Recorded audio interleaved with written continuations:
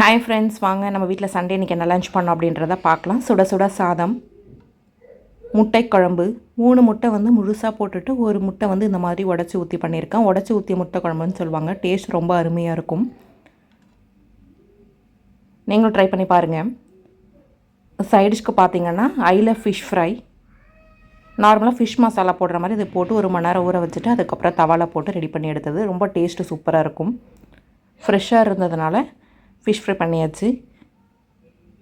ஃபைனலாக சாப்பிட்றதுக்காக கேர்டு. இதுதான் இன்றைக்கி நம்ம வீட்டில் பண்ண லஞ்ச். இந்த காம்போ உங்களுக்கு பிடிச்சிருந்துச்சுன்னா என்னோடய வீடியோவை லைக் பண்ணுங்கள், சேனலை சப்ஸ்கிரைப் பண்ணுங்கள். தேங்க்ஸ் ஃபார் வாட்சிங்.